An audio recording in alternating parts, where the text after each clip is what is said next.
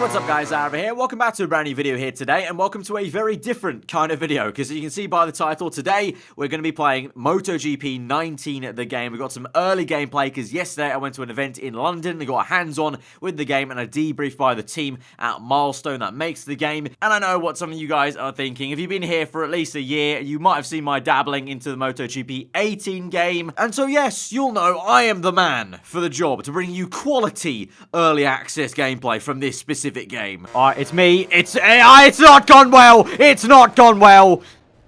I've killed the man! Break. Oh my god! But in all seriousness, I really appreciate being invited out to this event. I think clearly Milestone and the whole PR team appreciated that I seem to enjoy Motogp 18 quite a fair bit, which I did. It was a really fun game, really fun breather at the time from my usual kind of content. And it's actually a shame I didn't get to play it a little bit longer, because at the time it was quite bad timing, really, because I was out in LA for E3 when the game came out, whereas this year I won't be. So I'm actually really looking forward to playing the new game when it comes out very, very soon, actually. Literally in 2 weeks time when the full 19 game comes out. But we've got some early gameplay here in today's video, so that's really cool. So on screen you'll be seeing some gameplay.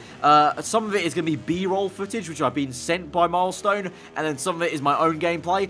Hint, you'll be able to tell which one is my gameplay, because, well, I'll just let you kind of, just guess, really. So I got a debrief about the game and kind of the major changes and plot points of the new 19 game, and the biggest thing for me as a person who plays a lot of single player and career mode, really, is the overhauled AI, which is massively changed to last year. So they've got this new thing called neural AI, so I'll try to explain it as best I can, but essentially AI, usually in racing games, you know, the developers kind of set out a track, a line that the drivers or the riders will take on the track, you know, be it with the F1 games or MotoGP games. They follow the racing line. With the neural AI, it's essentially an AI that just kind of has computer-based learning of just like, it has to learn how it goes about the track, essentially. And so I was shown clips of like the AI literally learning the track, so the infancy stages of the AI not being able to even take a corner properly, smashing into barriers, and then slowly I saw clips of it learning the track to a point where it really got quite fast.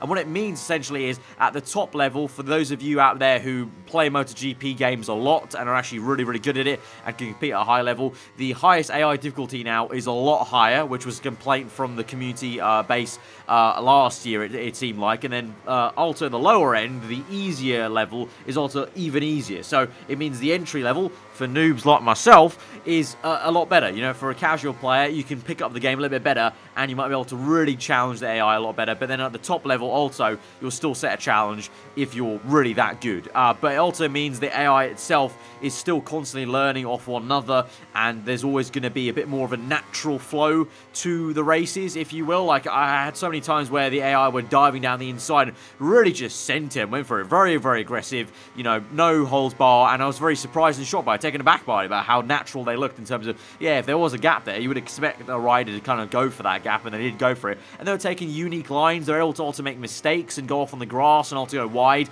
as well whilst you battle them, which was really good to see, a bit more natural. I think I definitely noticed that even as a casual player last year in MotoGP 18, was a lot of the time there was very much kind of train track, you know, perfect lines. They would only kind of deviate when you hit them off a little bit, basically. But now they do make mistakes. They do take different lines as they go side by side with each other, and they do kind of just go for a dive down the inside.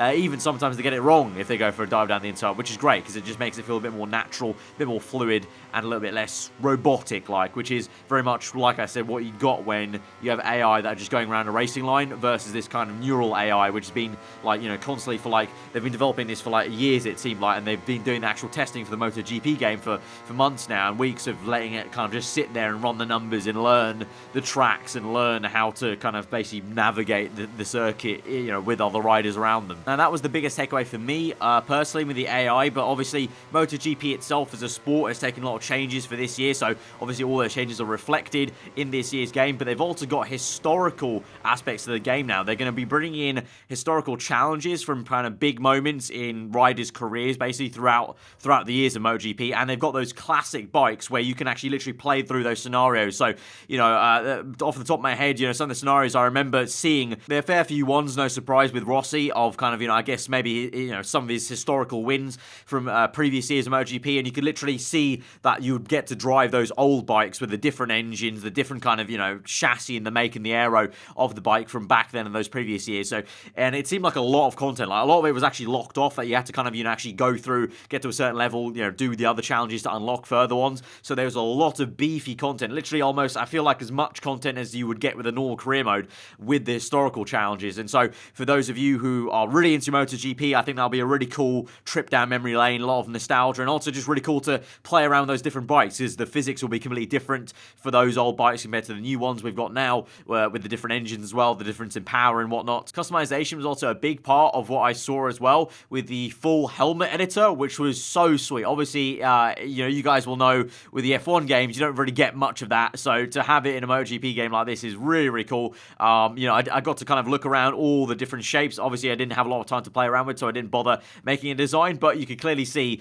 there's so much to work with. So many different shapes, patterns, numbers, and things you can do. So literally all those like talented kind of like rap artists out there that do a lot of rap editing on like games like Forza and Need for Speed would be really, really talented on this game with the helmet editor. And along with like last year's game, you can customize also things like your rider in terms of the kind of butt stickers, and you've got the kind of number as well, the personalized number, and you'll actually be able to create your own number as well in terms of the stylizing of the number, it seemed like, as well, along with the usual kind of gloves, the suit and whatnot. So just a lot of good customization, which makes it really personalized to you, which obviously you can bring into the career mode, but also multiplayer as well. That was an aspect they talked about, of just having a standout kind of multiplayer aspect of, that's your customized rider. You do well, you get noticed, people see your helmet, and they kind of know you're coming maybe on the circuit. If they look behind and they can see your personalized helmet. And talking about multiplayer, that also seemed to be massively improved. Obviously, I couldn't actually play any of it because obviously it was local, but the multiplayer aspects as well. They've got now a full TV director mode where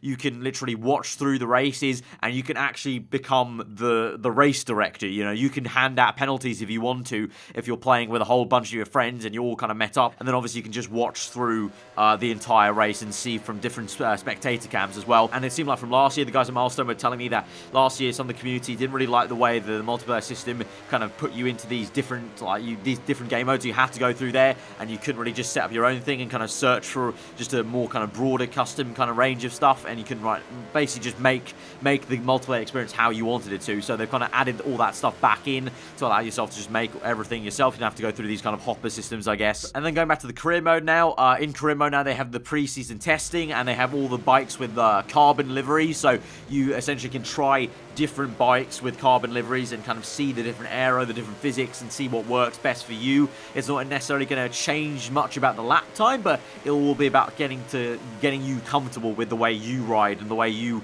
go about racing on MotoGP. And that was a really cool aspect to see, that whole kind of different side before you even get into the career, having that whole preseason stuff. And then obviously, like it was the case last year, you can start in any different category of the career, or basically, starting from the very junior rookie bikes all the way up to, Moto2, MotoGP, then eventually. Personally, for me, from last year, MotoGP 18, I think for me as a casual player, I probably should have jumped in higher up into the order, because I think the more experienced players, the more dedicated players would find more enjoyment of working your way up through the careers, where a more casual player might want to jump straight to MotoGP, which I think last year for me was a mistake I made. I probably should have jumped straight into the MotoGP category straight off the bat to kind of experience that in the career mode, which is probably something I'm going to be doing this year with the MotoGP 19 game. So that's going to be it for me in terms of the commentary of talking about MotoGP 19 from what I remember of the debrief. All in all, really, I think they've made a huge step up. Like, the amount of stuff that I've probably forgotten even to mention is a lot, because there was so much stuff that I was told that was going to be added into this game. So many new features,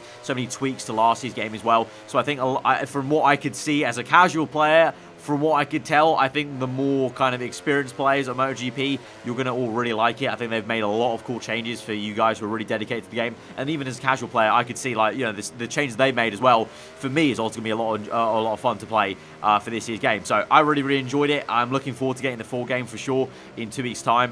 Definitely going to be making some videos on it for the channel, because I think it'd be quite fun to once again step into the shoes of a noob playing MotoGP. But hopefully you guys enjoyed this early gameplay. And if you did, be sure to hit that like button. Let me know what you thought thought in the comments below. If you are new around here, like I said, do get subscribed, because in 2 weeks' time, I will be bringing my kind of foray and dabble into the MotoGP 19 career badly, I will say, but nonetheless, we'll be coming into that, so do get subscribed for that. But yeah, finally, guys, I'm going to just leave you with some raw gameplay clips at the very end of this video, just so if you want to just kind of see how the game kind of plays out without any commentary or anything like that from me, obviously, you can do. But yeah, hope you enjoy the rest of your day. I'll see you guys next time. Goodbye.